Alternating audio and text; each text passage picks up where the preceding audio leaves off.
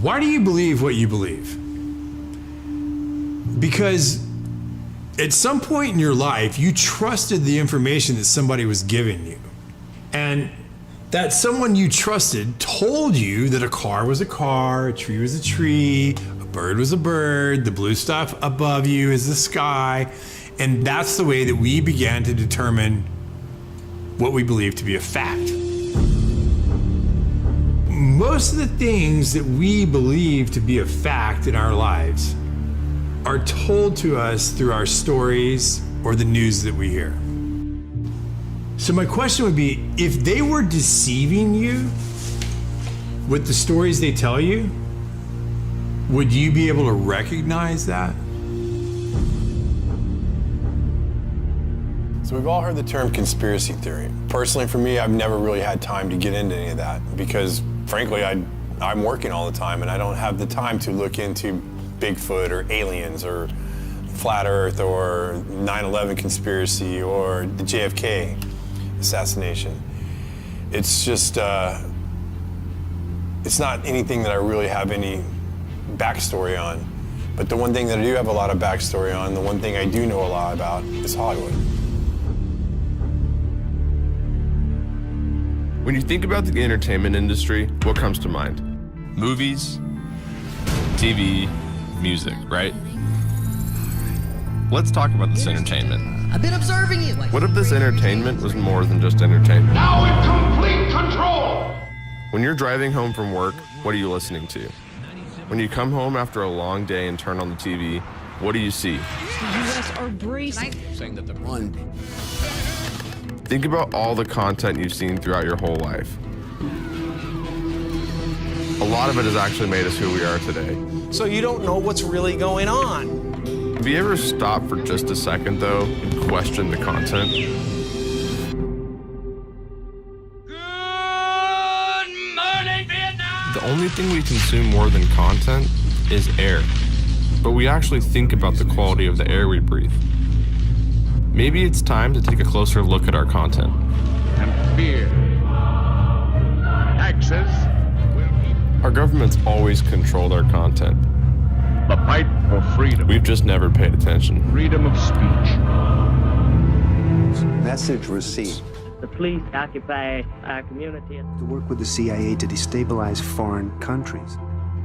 This media that we're consuming at such a rapid rate, we need to slow down and think about what we're consuming. Bullshit going on. What if the people in charge didn't have our best interests in mind?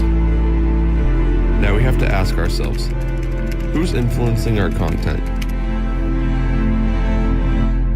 Is the CIA involved in Hollywood? Yes.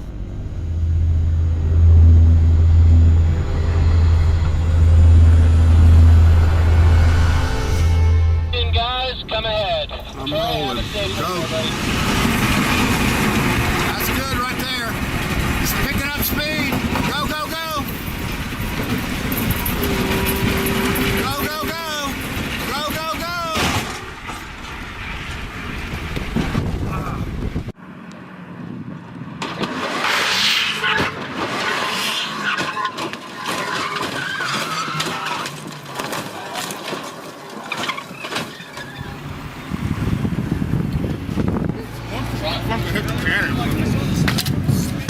So for the past 28 years, I've probably had one of the coolest jobs in the world. I was a professional stunt performer. I've worked with some of the biggest stars. I've got to be Batman. I've got to be James Bond. I've won World Stunt Awards. I am in the Screen Actors Guild. I'm in the DGA. I'm in the WGA. And last year, I got into the Academy, the Oscars. I worked my way up from being a stuntman to being a fight coordinator, to being a stunt coordinator, to being a second unit director. Action! First big job I get, I'm on Batman Forever. And I'm walking around set and I'm pinching myself. I'm looking over, there's Tommy Lee Jones, there's Jim Carrey, there's Val Kilmer, there's Drew Barrymore, there's Nicole Kidman. And I'm like, how did I get here?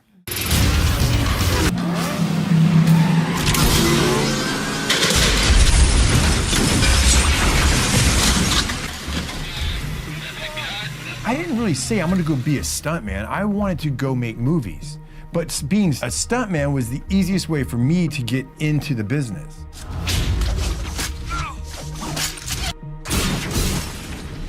I didn't want to be an actor because pretending to be a character.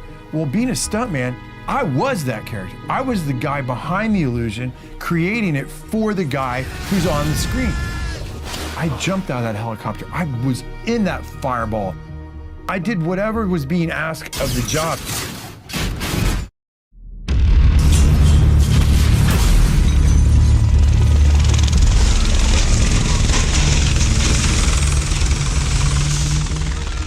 I've had an amazing career, and I've had an amazing life. 2,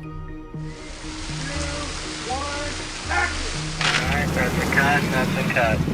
But in the system that exists today, as I get up the ladder, I realize it's not what people think it is. It's an illusion. It is a complete illusion. We're gonna put our pick and our turning ship and our In 2014, I was working on a television show up in Portland, and I had a catastrophic injury. I've done this stunt probably variations of it 20 times over my career.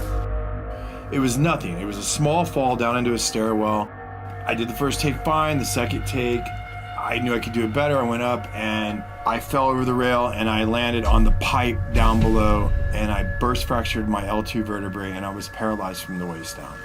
When you are injured, when you are catastrophically injured and it changes who you are, I knew from that day I would never be the athlete that I once was. And I always told people as a stuntman, the worst possible injury you can get is a lower back injury. You can break your legs, your arms, whatever, but if you injure your lower back or your hips, your pelvic region, you're done. There was 2 years that I didn't think I would ever live without pain. One of the issues I was dealing with at that time was I had lost the feeling, and I still have numbness in my thighs and on this half of my pelvic region. I was going to physical therapy, and the lady looks at me and she goes, "This isn't really helping you. You're way more advanced than this stuff." And I go, "Yeah, I do this every morning." She goes, "Well, what's the real issue?" I said, "The real issue is my pelvic region." And so she said, "Okay, well, there's a woman who works here, and she is a pelvic floor therapist." So how I met Mike, I met him, his spine was broken and he had partial paralyzation of his pelvic floor area. We help people when they have problems with the most important functions in your life, bowel, bladder, and sexual function. So one day we're in the middle of therapy and she stops me and she says, "Mike, I feel like you have really dark spirits over you. Can I pray for you?" And I was like, "Pray for me?" I'm like, "Yeah, sure, pray for me. I don't really believe in that stuff anymore, but yeah, go ahead, pray for me." So she prays for me. And I was kind of thinking while she's doing it, okay, this is weird, but okay, whatever. So for the next 2 or 3 months, I would go, and then every now and then she would stop me and she'd say, "Hey, can I pray over you?" I was kind of a little bit disgusted with his personality because he was all about himself and money, and I think the Lord had a lot of work to do in terms of humility with him. He made it very clear that he thought I was crazy, but he let me. After she stopped one day, and I said, "You are either 100% batshit crazy, or you think all this is real in the spirit world." And she looked at me and she said, "Michael, I am one of the only pelvic floor therapists in Southern California at the time. And when these satanic people and these evil people do their rituals to little girls and women and boys, who do you think puts them back together? I do. It's completely real, and you need to look into it." My awakening, it didn't happen at church the way that some people find God. I just pretty much had given up my faith, and I'd given up where I was at, and I was just kind of at the point where I was like, okay, well, I'm gonna have the best time I can here, and when I die, that's it. I still wasn't sure if it wasn't 100% crazy or not, but I was reading these articles and looking at these things, and I was like, I've seen things at parties, I've seen artwork, I've seen statues, I've seen things in some people's houses that just seem to be mimicking occult stuff I'm reading about. So I was like, maybe there is something to this. I'm just gonna say this. I didn't find God because I went to church. I found God because I realized that the Luciferian and the other side, the occult world, was real, and that I had been fooled for all these years, and I then got really scared. I got really scared because this was the first time in my life that I was having to question my own reality. Physically, I was crushed. I wasn't going to be who I was. And spiritually, I mean, if I'm being honest, I didn't know anything about being a Christian. I mean, really. And then professionally, everything that I knew about my career, I was starting to look at in a different way. I was starting to question my career in Hollywood from a different perspective. So I got off of social media and I made an anonymous account. I started reading blogs, looking at articles, I started reading books, I started watching videos online. I just started searching for the truth, and I was finding accounts that were searching for the truth themselves. They weren't mainstream accounts. These were accounts online that I felt like were like me. They were just looking for what the truth was. I didn't believe I was getting the truth from CNN, MSNBC, Fox. I didn't believe any of them. I just wanted to read it, absorb it, and digest it, and trust what my gut told me I was reading. As I did my research, I began to understand there's a very small group of people that influence all the companies that we watch. So they used to call them the Big Six. But Disney just bought Fox, and Disney controls Marvel, and Disney owns Lucas Studios. So look at that giant audience right here. Say a small group of people control the narratives and the content that we all see on all the channels. It makes you feel like, oh, I have lots of choices, but you don't. Who's telling them what to put on those channels? Where does that lead? Tonight, the FBI is on the case, and they are warning big companies in America to protect their data after a big Hollywood studio got hit by hackers and several blockbuster movies ended up online. This is the first time the United States has accused a foreign government of a cyber attack against an American corporation. And this interested me because I worked over at Sony quite a bit during my career, and I actually had to get LifeLock during the Sony hack, so I was curious. I was like, what was this really about? Well, the narrative put out in the public was Seth Rogen and James Franco made a movie about North Korea. And so they were mad, and so they decided to hack Sony to teach them a lesson. That was a public narrative that went out, and that's what I was like, well, that makes sense. You know, I know Seth and I know James, and they're definitely pushed the envelope of comedy, and their sense of humor is definitely their own. And I thought to myself, okay, that makes sense. And now private emails are going public. It's a public relations disaster. But what I found really interesting as I examined the WikiLeaks documents was it showed that the heads of one of our biggest movie studios in America was in direct communication with very important people in our government. It didn't surprise me. I was like, okay, well, either they're friends or there's something more to it. So I never really thought about the government influencing our content or our stories.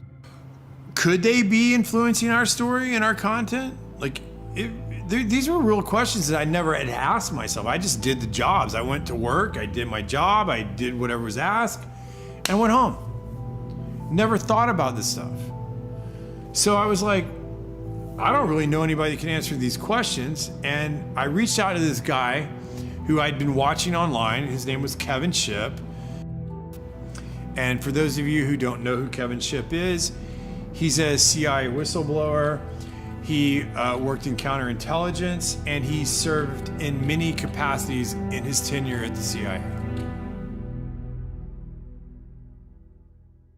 This is the big picture. An official television report to the nation from the United States Army. It was an OSS memo, the precursor to the CIA, where they were doing a study of the use of motion pictures in America as a means of psychological warfare. So it goes all the way back to pre-1947, when U.S. intelligence was using motion pictures to alter the thinking of Americans in the United States. The morale of our troops is high. The laughter, music, and general entertainment which comes out of a single small package like this one have helped to build that morale. The CIA is funneling information into Hollywood. Hollywood is putting out in the movies, and the population believes it.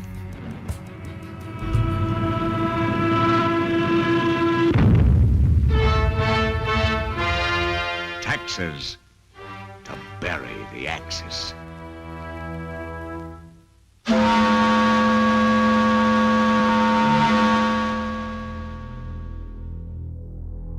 This document right here is a FOIA document. Anybody in America, anybody can request this. It's Freedom of Information Act. And in the 40s, they were telling you they controlled the radio stations. They controlled most of the mainstream media. They're telling you right here that motion pictures are used as psychological warfare. Why would they stop doing it? At no time has the CIA engaged in any political activity or any intelligence activity that was not approved at the highest level. Alan Dulles groomed and recruited Ian Fleming, and Dulles and the CIA actually helped Fleming write his books and paint the CIA in a favorable light. And they also, Dulles helped produce Thunderball to make the CIA and agents look like honorable, cool people. The CIA actually helped him write the books and write the script for that movie. And then the president of MPAA was actually providing intelligence to the CIA as an operative in that position in Hollywood.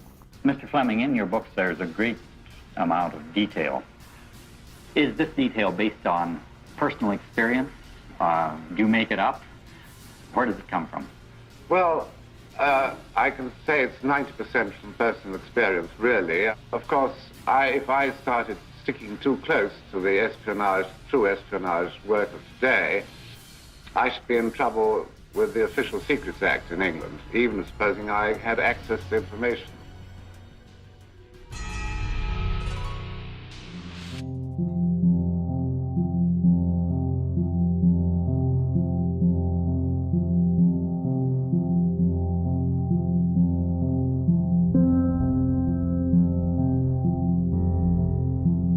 There's no question about the fact that Mockingbird is real. It started out paying journalists in major media, Pulitzer Prize-winning journalists, to print fake stories that the CIA wanted in the press and fake interviews. And this was revealed in the Church Committee. Do you have any people being paid by the CIA who are contributing to a major circulation American journal? We do have people who submit pieces to American journals. And of course, then the CIA destroyed the rest of the files, which is what they do. George H.W. Bush came out and finally made the statement about Mockingbird. Well, we're going to officially stop the Mockingbird program. The CIA will no longer pay journalists to write stories. From now on, the program is voluntary, which means Mockingbird continues today. When's the last time you've seen a mainstream media outlet do a serious investigative report on the actions of the CIA? There's a reason for that. This would mean that the CIA could manipulate the news in the United States by channeling it through some foreign country. And we're looking at that very carefully. Would you say that continues today? Well, I would think probably for a reporter it would continue today, but because of all of the revelations of the period of the 1970s, it seems to me that a reporter's got to be much more circumspect in doing it now, or he runs the risk of at least being looked at with considerable disfavor by the public. I think you've got to be much more careful about it. platforms to push their own personal bias and agenda to control exactly what people think. And this is extremely dangerous to our democracy. This is extremely dangerous to our democracy. This is extremely dangerous to our democracy. This is extremely dangerous to our democracy. This is extremely dangerous to our democracy. This is extremely dangerous to our democracy. This is extremely dangerous to our democracy. This is extremely dangerous to our democracy. There is something about the way the CIA has been functioning that is casting a shadow on our historic position of freedom, and I feel we need to correct it.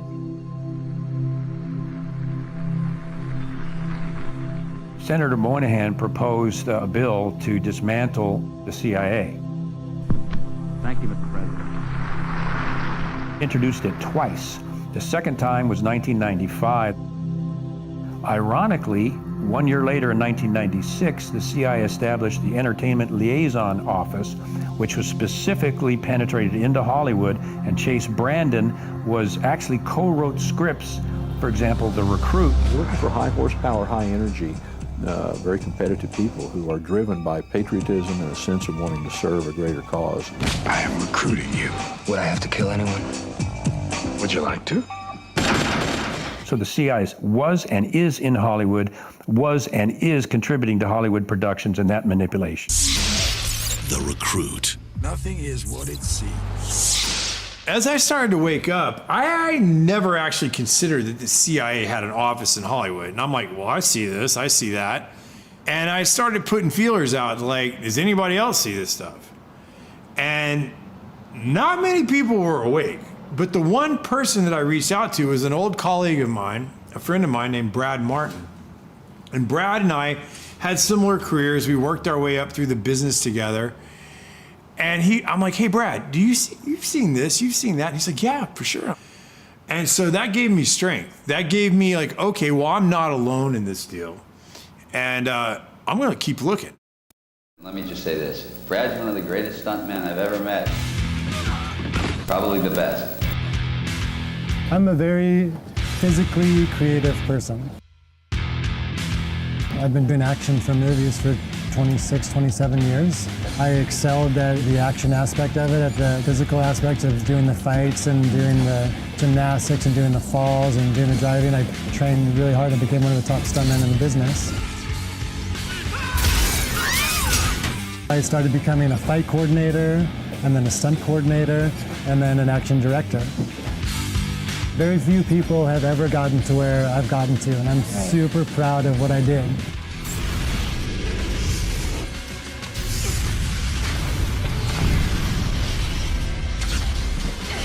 I mean, I had a very idealistic view of the movie business, and I've been disillusioned a few times. It feels very much like there's an agenda in every movie. I realized that it was more of a machine, and it was more of they just needed content to put out there for the masses. I stopped really watching TV. I stopped really watching movies. And one of the reasons why I stopped watching movies is I got into my research and what's going on in the world right now, and all the corruptness and all of the plot twists of reality. And I started realizing that reality is 20 times more interesting than Hollywood. I mean, I was a Hollywood buff. I loved all of those movies, but now they're meaningless because I know what's going on right now actually has purpose and has a meaning, and there are consequences. And once this story is told on what's happening in the world right now, and all of the powers that be battling each other, it will be the greatest story ever told. Like, for instance, I saw something on History Channel talking about how the CIA helped Disney buy all the swampland in Florida. Well, why on earth would they do that? His lawyers in charge of purchasing the parcels had served in military intelligence during World War II and knew how to keep a secret. And they used several different companies, none with Disney's name, to acquire the properties. Now I go down this rabbit hole of what does the CIA have to do with Hollywood, or at least with Disney? Washington, D.C. is definitely in Hollywood. I have seen documents of the DOD and the CIA writing to the studio heads, guiding them in certain fashion. There's a lot of things that people would talk about that are conspiracy theory, but there's some things that ring true with me. It's like, oh wow, that makes a lot of sense. Another program developed by the CIA after World War II was called Operation Paperclip. It's been depicted in many movies, including Disney's Marvel series. It's Operation Paperclip after World War II. SHIELD recruited German scientists with strategic value. Thought I could help their cause. Operation Paperclip, and this is something people need to know because it has been so covered up and mocked and berated and claimed to be a conspiracy theory. And by the way, the term labeling people as conspiracy theorists was invented by the CIA to deflect any attention over the JFK assassination. They invented that word as a way to shut down any scrutiny or just critical investigation of what they were doing. So they started that whole ball rolling. In terms of Operation Paperclip, it is documented. There's absolutely no question about it. Alan Dulles, CIA director, was an associate of Heinrich Himmler of the Third Reich. So what Dulles proceeded to do when the Third Reich was brought down was he secretly brought all of the top Nazi scientists into the U.S. He falsified their files that he gave to Harry Truman, making them look like there were no war crimes. They brought these Nazi scientists into the CIA to work for the CIA, and that includes the human experiments they conducted on Jewish men, women, and children, and the psychological studies that these Nazi scientists had done. The CIA was using their expertise for these programs through Operation Paperclip, and this was Nazi, much of it occult beliefs that the CIA adopted and actually put these people on their payroll. One of the programs that came out of Operation Paperclip was MKUltra. Now, MKUltra was a very complex program that dealt with human experiments and mind manipulation. As this 1952 CIA memo says, the aim is controlling an individual to the point where he will do our bidding against his will, and even against such fundamental laws of nature as self-preservation.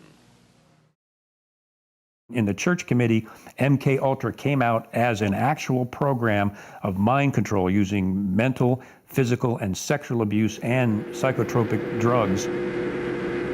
Lysergic acid diethylamide, LSD. It was one of the first times that anybody had run into a powerful drug that was different than anything else that they knew anything about. A decision was made at the highest levels of the CIA to do testing on unwitting Americans. At Ravenscraig, Dr. Cameron went further with drugs and electric shock treatments than any researchers in the MKUltra project dared. His aim was to wipe the mind clean. Then he would implant new messages by forcing the patient to listen to a hypnotic repetition as many as 250,000 times. This was called psychic driving. He would give the patient intensive electric treatment. He would attempt to implant new ideas in the mind of the patient. Now, to a layman, it would appear that Dr. Cameron was trying to take the slate and wipe it clean, the slate being the mind. In other words, brainwashing. Exactly, that's a very good comparison. Brainwashing. Yes, if you like. No. Oh, good heavens. You're doing fine, just try to describe it. Oh, you don't know, you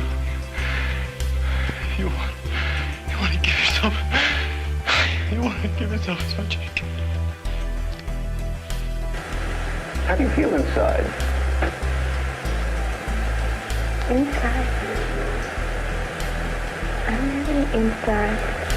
Nobody explained it to me. Nobody ever asked me if I was willing to do it or anything. They put me on sleep treatment. And they kept you asleep for 23 days. And while I was asleep, they were shocking the heck out of me with electric shocks and playing tapes. Why are you initiating responsibility?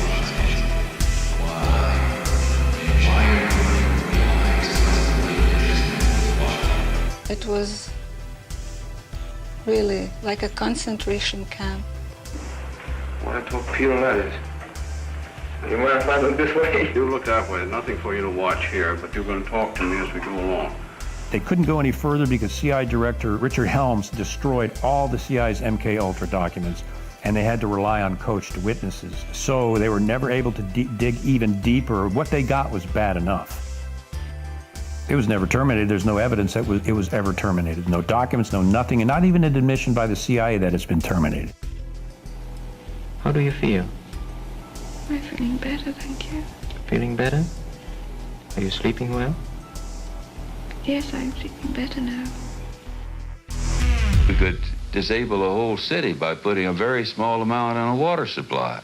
After all of these years of us, those of us who are involved in looking for this secret drug, this was the only thing that began to look for the first time like it might be something like that. So MK Ultra was one of the hardest programs for me to wrap my head around because it's a lot of subset programs. And I was really surprised that Brad Martin knew about MK Ultra.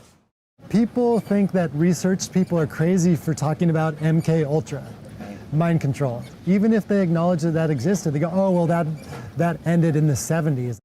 That's a crock of shit. And perhaps the world's only hope of stopping a sinister assassination plot. The movie that I did involving that topic was Zoolander. The fashion industry has been behind every major political assassination over the last 200 years. I mean, at the time, I was making a comedy and I had no idea what I was involved with. But now looking back on the movie, I'm blown away at just the propaganda.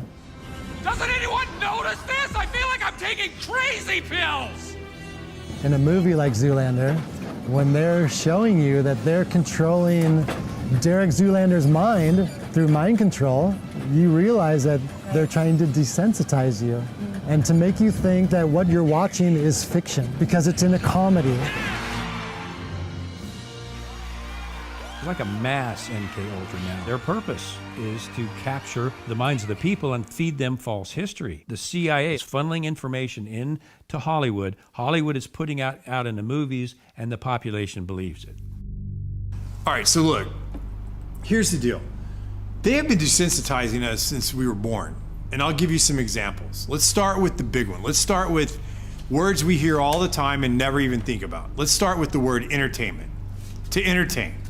What does that mean? To bind or hold. To bind or hold what? An audience's attention. Okay, now let's take the word Hollywood. Where does that come from? Well, Hollywood comes from the holly tree. And the ancient Druids, back in the day, used to take the holly tree, make wands to weave spells, cast spells, or channel spells. And when they needed help, they would consult the magi's or the mediums of the day to help channel their spells to the population. We'll cut to today. What do we have in our houses? We have these black boxes. What are they called? TVs. But if you stop and you say the word television, and when you turn on that television, what do you get? What's the first thing that pops up? A list of channels. And when you turn on those channels, what's on those channels? Programming. They are programming you. They've been programming your whole life. You don't even know it. They do it with your music. They do it with your TV. They do it with your movies. They do it with your games. They have been programming us and programming you since you were little, and you don't even know it because you don't even question it.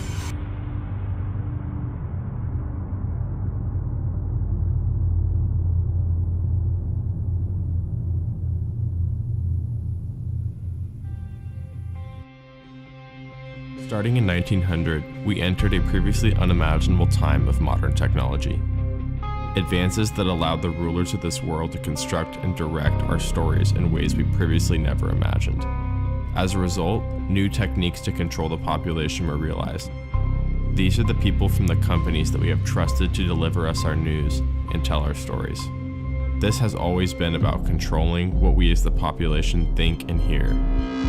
They help create our culture and influence our society. We as citizens only trust them because as a society, we think that the gatekeepers have our best interest in mind. The dangerous, edges here are that he's trying to undermine the media, trying to make up his own facts, and it could be that while unemployment and the economy worsens, he could have undermined the messaging so much that he can actually control exactly what people think, and that is our job. That is our job. That is our job. Our job.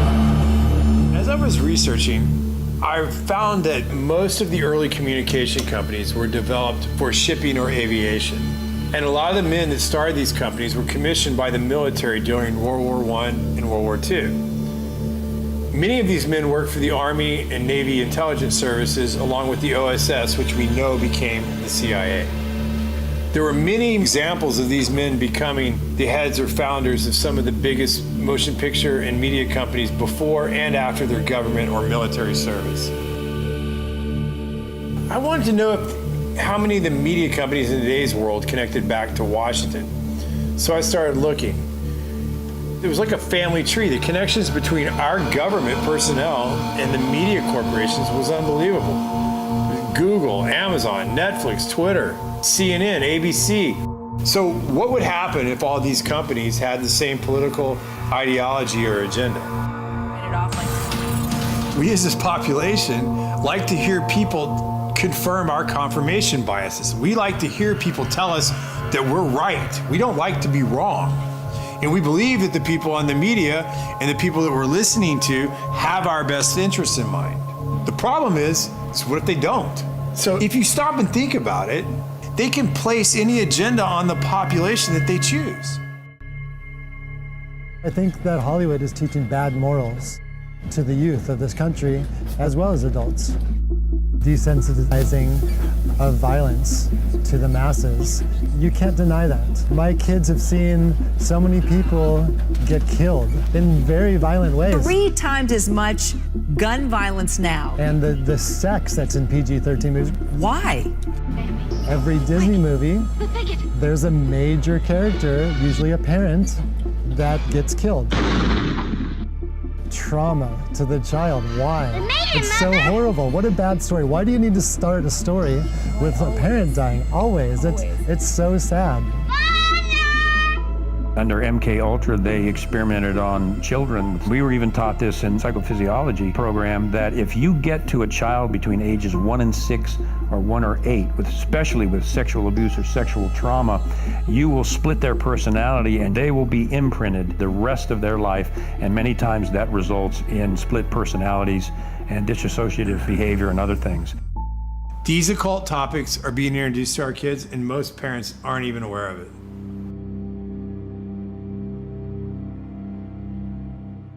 So the biggest surge with this occult type material took place in the late 60s and the early 70s with movies like The Exorcist, Amityville Horror, The Texas Chainsaw Massacre, Halloween, and Roman Polanski's Rosemary's Baby. And coincidentally, this same time period, it parallels the rise of the Church of Satan in Los Angeles, and it was founded by a guy named Anton LaVey.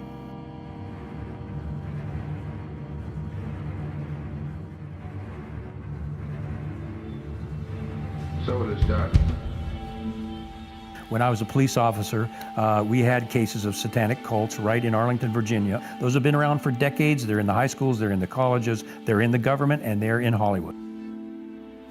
I got to meet people like Sammy Davis and that kind of shit. Sammy told me he worshiped the devil. Sammy was like, Satan is as powerful as God. And I was like, what the fuck are you talking about? He says, why do you think there's so much anger in the world and killing and murder and Satan? And he saw my reaction to it, and he kind of lightened up on it. And he was like, the antenna is dark, and it's the candles on the table, and Sammy's face over the candle. Satan is as powerful as God.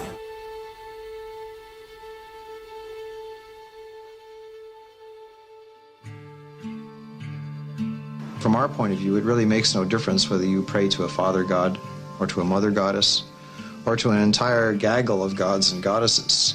Michael Aquino was a high-level officer in the National Security Agency.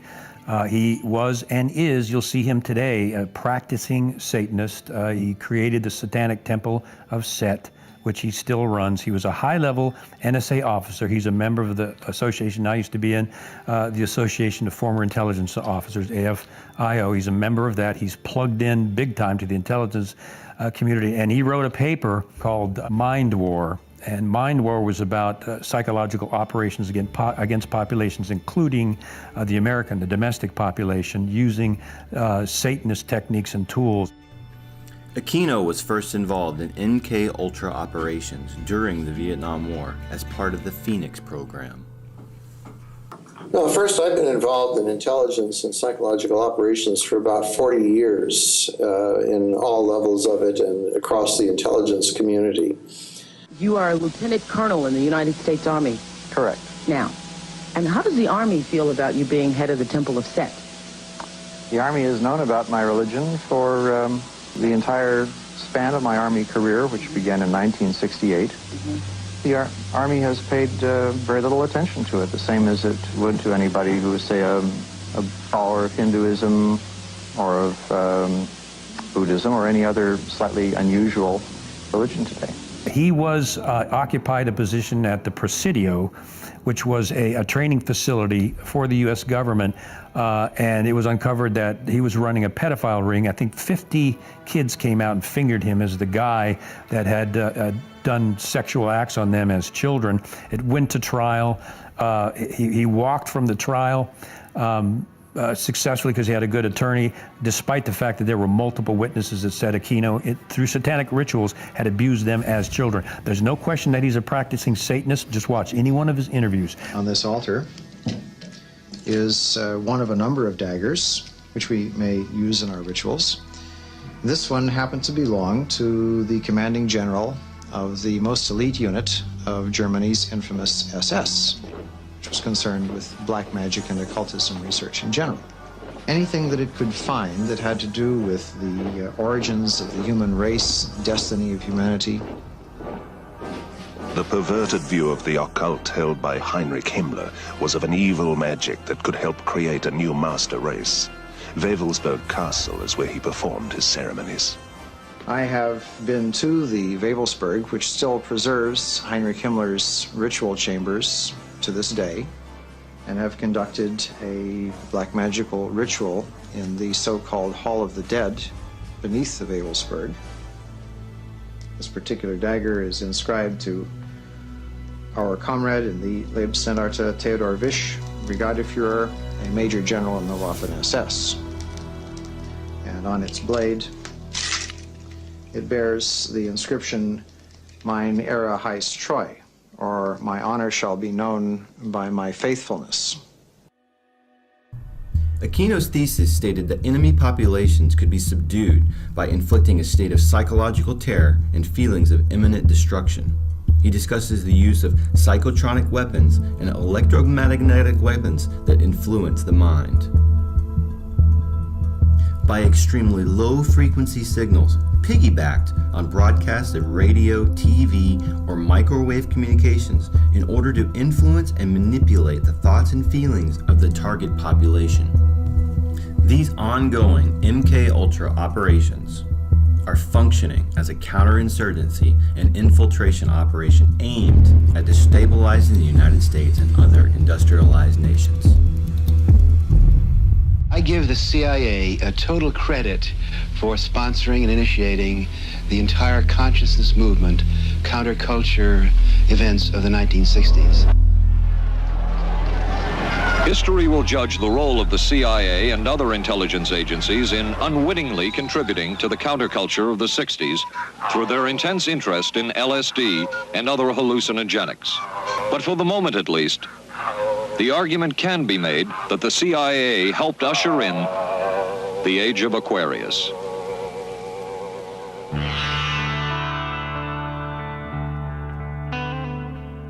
Laurel Canyon was the epitome of the summer of love. I mean, we saw the possibility of a way we could live. It's odd because in Laurel Canyon, so many of the soon-to-be stars there, their parents were in either the military-industrial complex or intelligence or the Pentagon.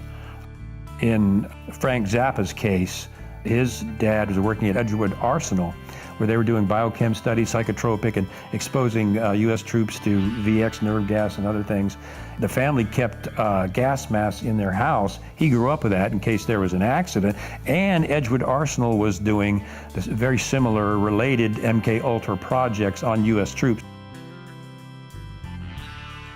The Gulf of Tonkin is another prime example.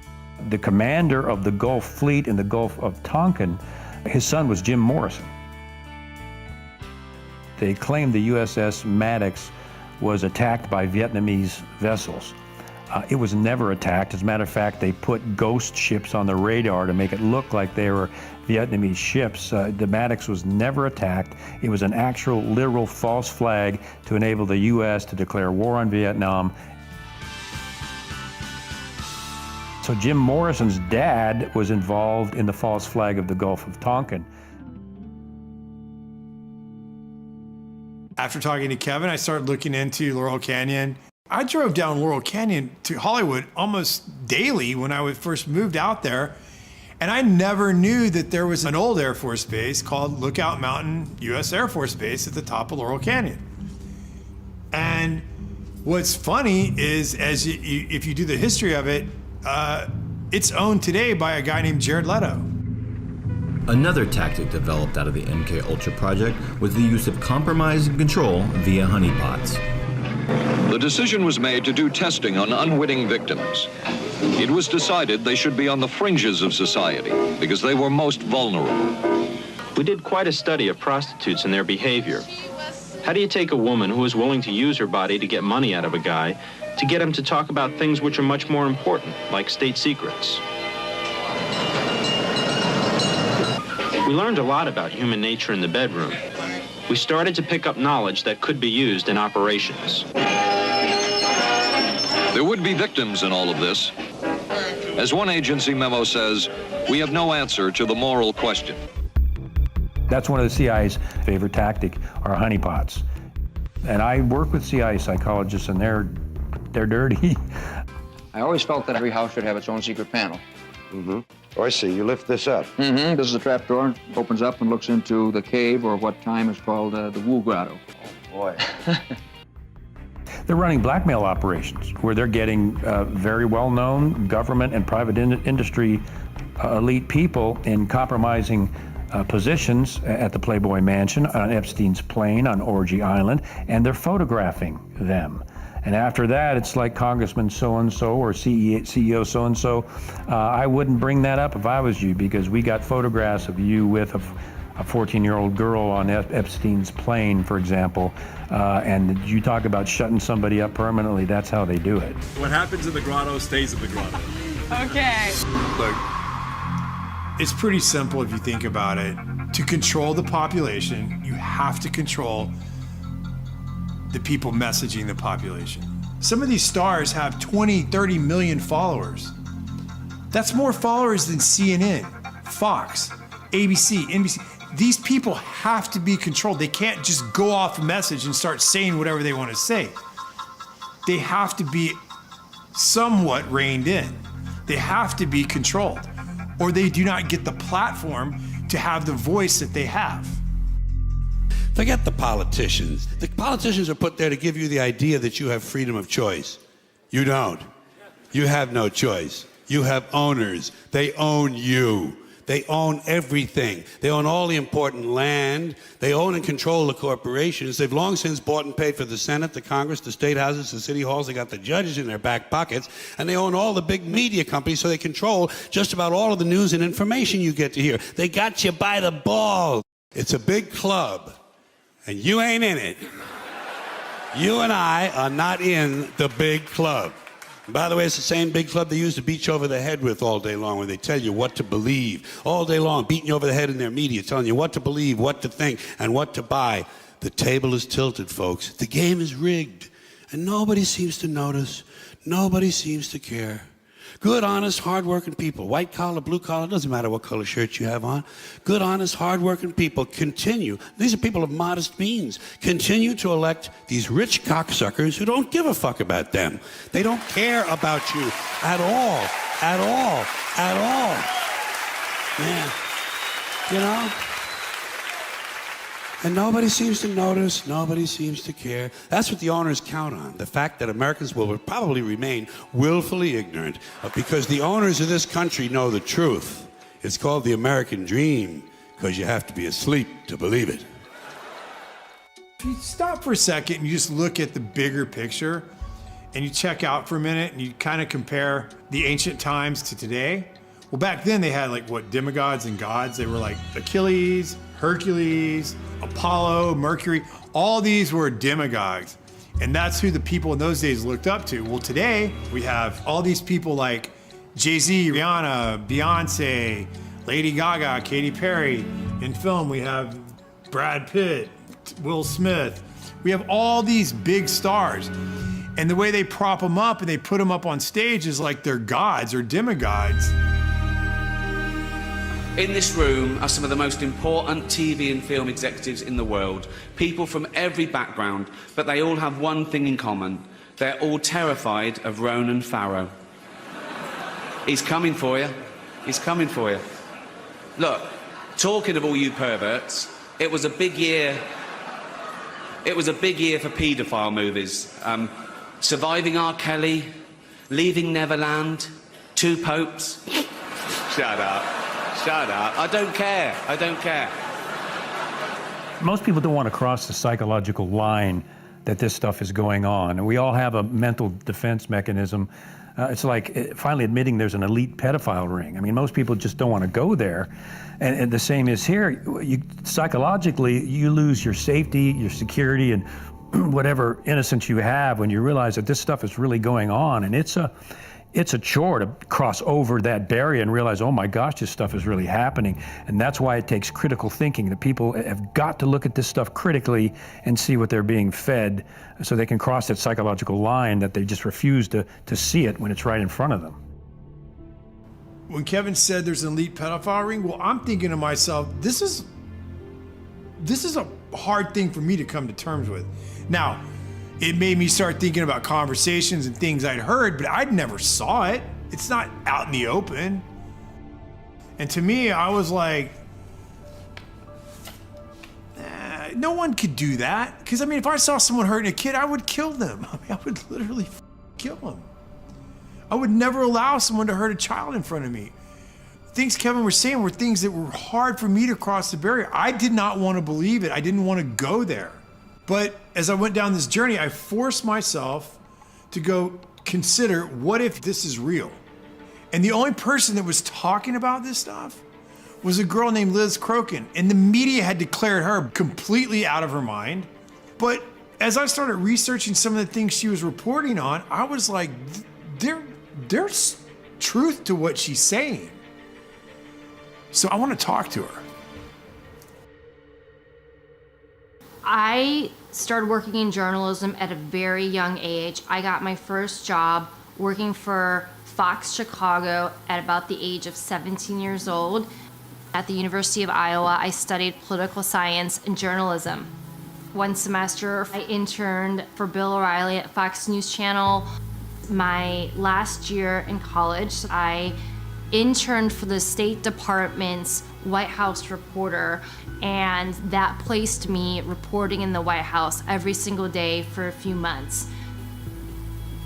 I went on to work for the Chicago Tribune, and my first boss there told me that everything that I should get should be checked over and over and over again and verified to death. That's how I was trained, and that's what a true, honest journalist does. I started covering local politics and local hard news, and then eventually I got my own column for 7 years where I interviewed tons of celebrities and politicians and musicians, and worked at Us Weekly, and then at one point I worked at In Touch Weekly magazine. But then in 2015, I felt the need to get back into covering hard news, and in early 2016 I started working for Town Hall, and then eventually I started working for the New York Observer and broke a lot of election related stories. I worked in media for over 2 decades, and I never had any issues. I was very well respected. I basically was embraced by the mainstream media until I started reporting on Pizzagate.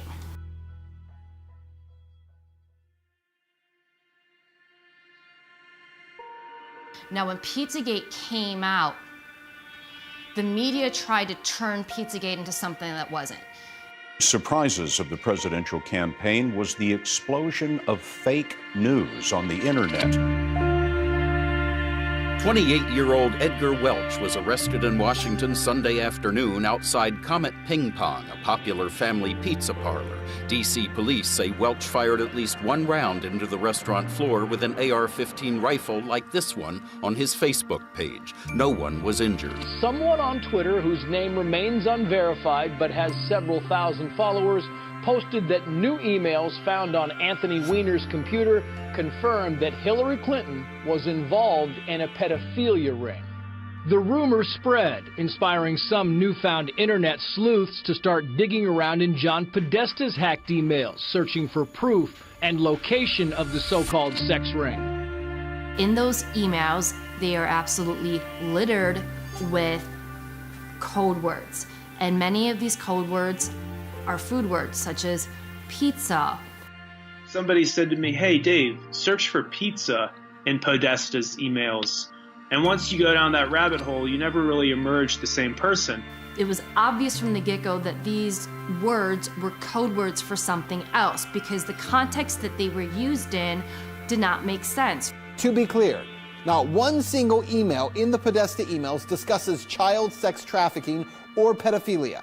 That is a fact. But there are dozens of what seem to be strangely worded emails dealing with pizza and handkerchiefs.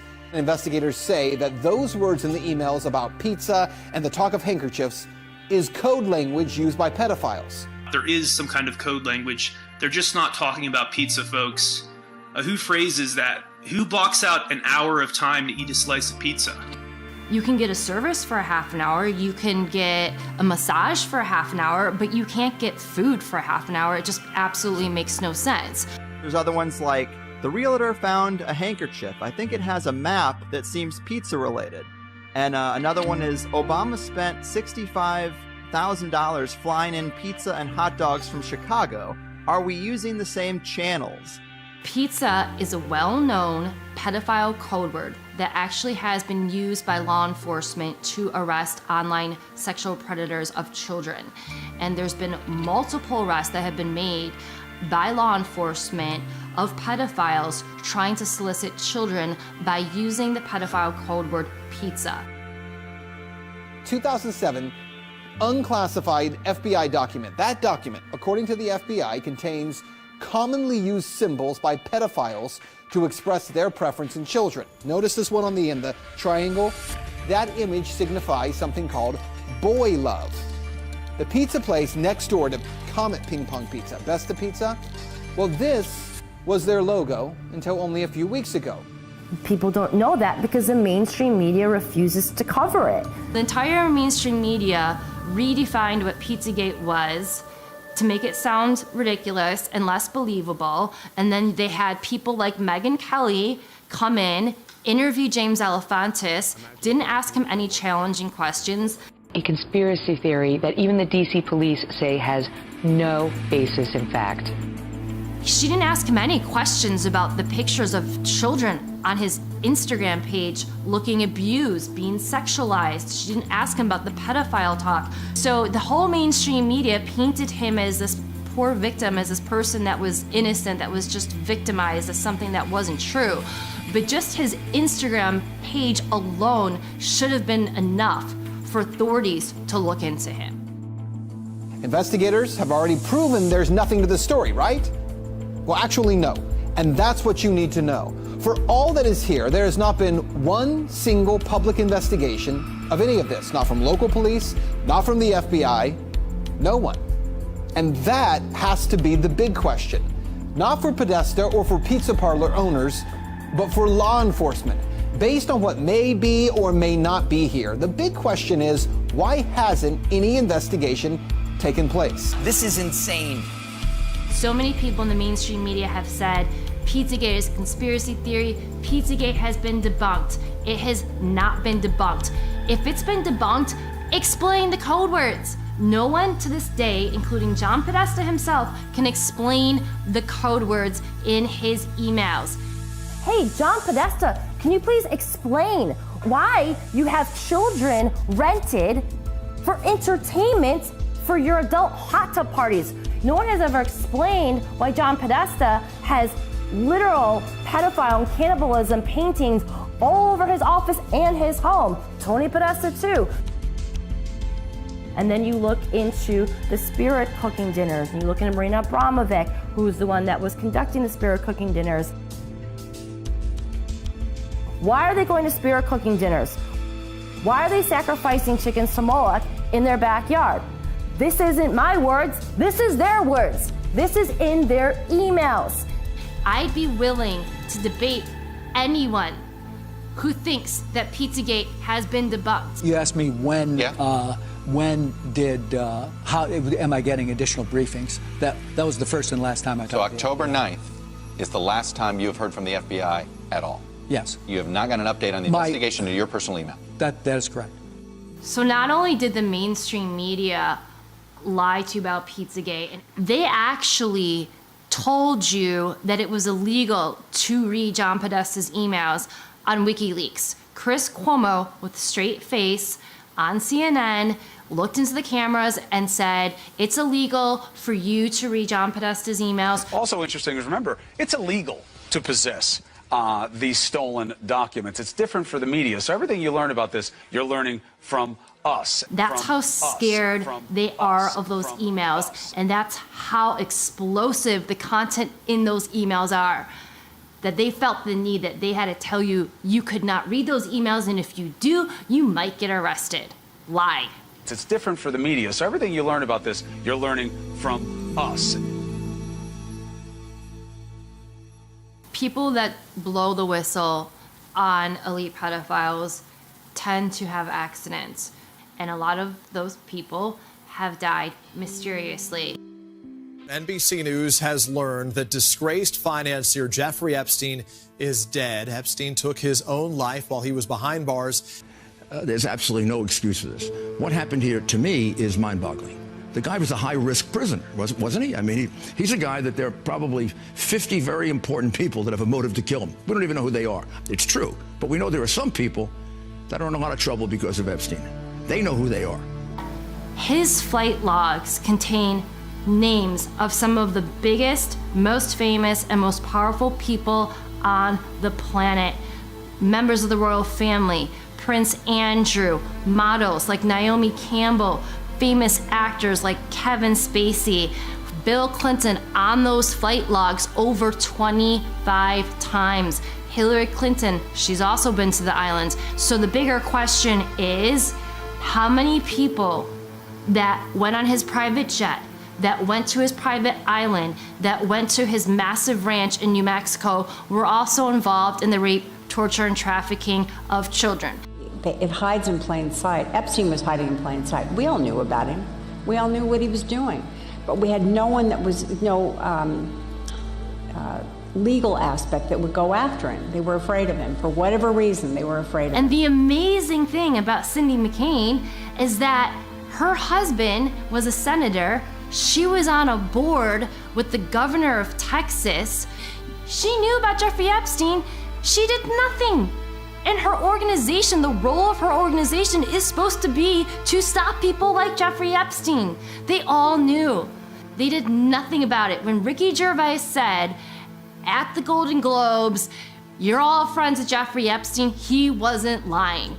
So in the end, he obviously didn't kill himself, just like Jeffrey Epstein. Shut up. I know he's your friend, but I don't care. You had to make your own way here in your own plane, didn't you? Right. But and how many of those elites have been to his islands? Not only is the mainstream media complicit, I would argue that there are accessories in the crimes against children. She told me everything. She had pictures, she had everything. She was in hiding for 12 years. We convinced her to come out. We convinced her to talk to us. It was unbelievable what we had. Clinton, we had everything. I tried for 3 years to get it on to no avail, and now it's all coming out, and it's like these new revelations, and I freaking had all of it. I'm so pissed right now. Like, every day I get more and more pissed because I'm just like, oh my God, what we had was unreal. Brad Edwards, the attorney, 3 years ago, saying there will come a day when we will realize Jeffrey Epstein was the most prolific pedophile this country has ever known. And I had it all 3 years ago.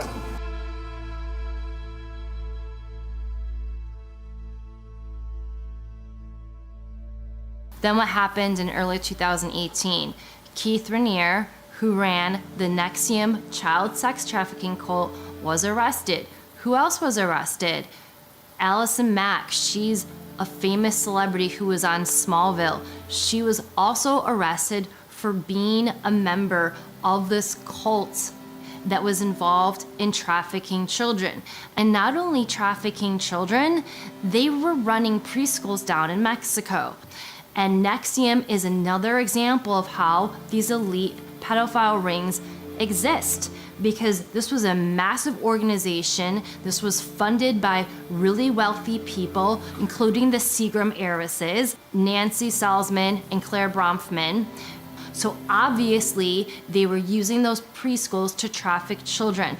And the cult also engaged in human torture experiments on some of their members. And there actually was a civil lawsuit that was filed by 90 of their victims just the other day. So I imagine we are gonna hear more about the human experiments, the torturing, the sexual abuse, and the child sex trafficking in this civil lawsuit. And a lot of the techniques that we see in this cult are very similar to the techniques that our government used in the MKUltra program. You guys are branding women with Keith's initials, and they were like, well, what's the bad thing exactly about that? Everyone in the outside world, AKA the real world, is like, they're branding women? So I left, I went to the executive board, and I said, I want my photos back, I want my videos back, the branding session was filmed, I want all of that back, I want my collateral back. None of that happened. And it's the same fear, mind control, and you'll be destroyed if you get into the upper elites. And if you get to that point, if you start revealing anything, they have the same system to completely destroy you, destroy your career, blackmail you like Epstein, catch you, film you in compromising positions. And this goes both within Hollywood and celebrities and some of the elite, and it also goes on in Congress and the Senate. And if they even insinuate that they're going to reveal some of these things, they're done. A lot of people here tonight felt like they lost. You know why? Because y'all been lied to. Google lied to you. Google. Facebook lied to you. Radio lied to you. The powerful people that be, whether it's the music industry or the movie industry, you are only allowed a certain level of success if you are willing to join their club, if you're willing to be part of their secret society, or if you're compromised. They will not let someone obtain a lot of fame and power if they can't control you. A classic example, at least for me, is Katy Perry. Katy Perry was a gospel singer, very talented, but she was going nowhere. And she got up to Hollywood and basically they said, you want to be a success? You play by our rules. You step into the occult and you start putting that in your videos. And now she's doing videos with her in hell with satanic themes, and she's what? Highly successful. You see that over with Lady Gaga, who came out and actually said she was so tired of being handled and manipulated, she had to take a break. That this is this young, outrageous girl, wears strange clothes. She's into extremes. She's experimental. She have 43 million people on the Twitter following her, whatever she do, little monsters. And she came really very humble to my house and asked me if I can teach her. We made this workshop in the woods, and she was such a good student. She never cheated.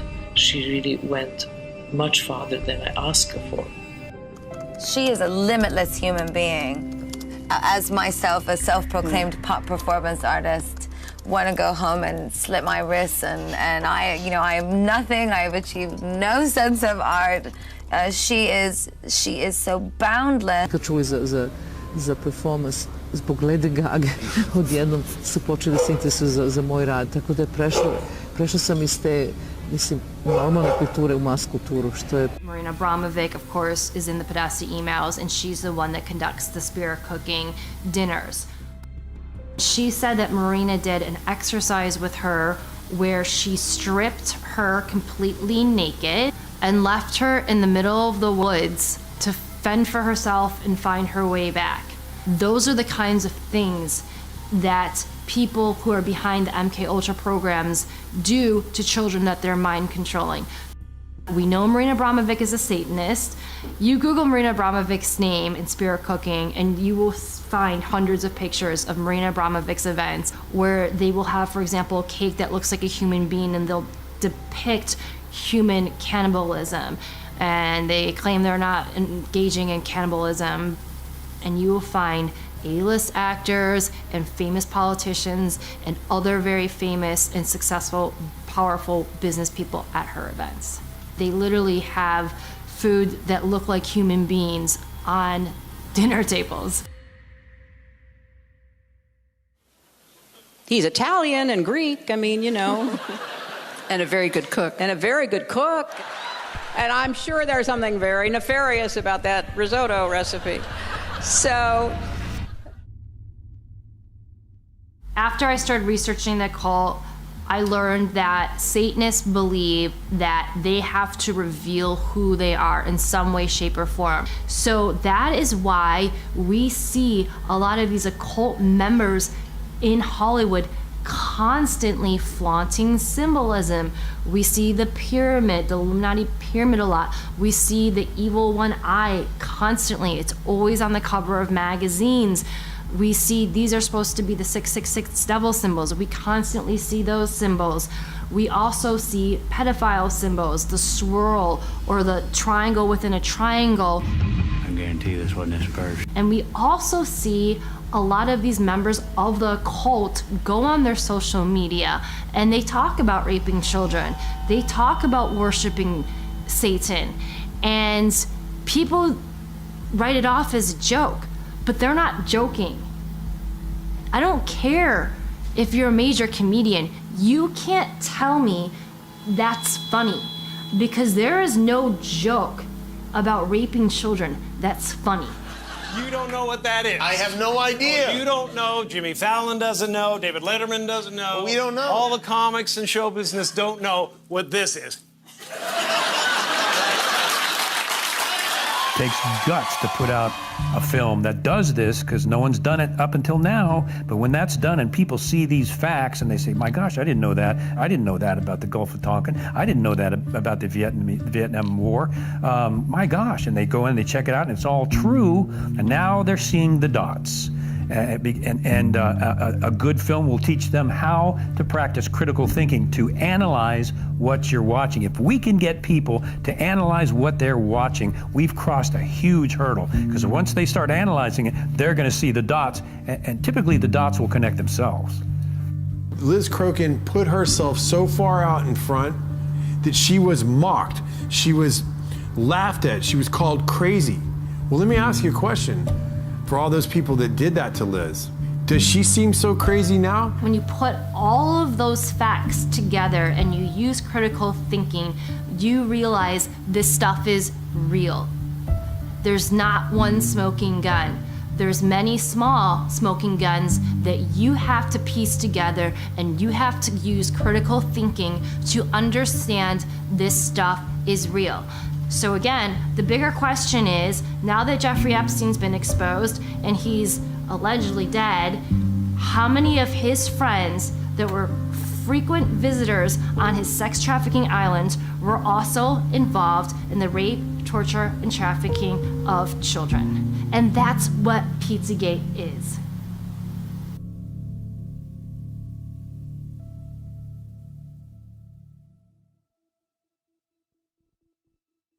I I guess what I'm asking you all to do is just disconnect for a second, stand back, look at the lyrics of your songs, look at the agendas of the movies, look at the messages of the media that you're absorbing.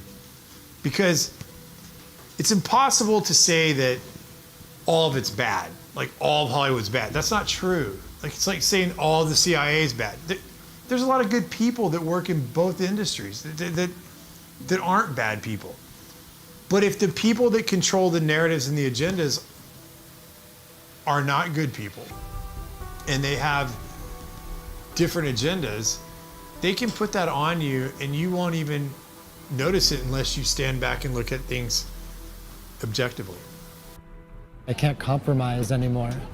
For me, that's not what life's about. I want to send a good message to my kids, and I want them to know that at the end of the day, their dad did what was right. And their dad fought for the good things in life. If I could ever get the opportunity to make movies that send out good messages, and then people start realizing that they can be good and that they can jump on the bandwagon of good, that's the next phase. People start believing it. It's the same thing with desensitizing with the violence. People start believing that it's okay to kill somebody, or watching somebody die isn't a big deal. When people aren't helping other people in need on the streets, there's a problem in this world. But this could all be changed right now. The reason why I'm doing this documentary is because I want to be one of the first people to come out and say, hey, it doesn't have to be like this. We are good people. Humans are good, and we can make the world a better place. Because the money and the technology to make this world a better place is there. It's just been covered up and controlled for so long that it's time for it all to come out. And maybe I'm the catalyst for something better. What does the media look like in the future? Well, to me, what I would hope is that it's not filtered. I would love to build a platform or build some sort of system where artists could connect directly to their audience. I want to make products and tell stories that bring humanity together, that bring compassion, that bring love, that bring forgiveness, that bring inspiration and courage back to the audience without having the influence of violence or gratuitous sex or gratuitous death or gratuitous horror. Because those are things and images that get stored in our psyche and our soul, and I don't think that's the way that this earth was intended to be.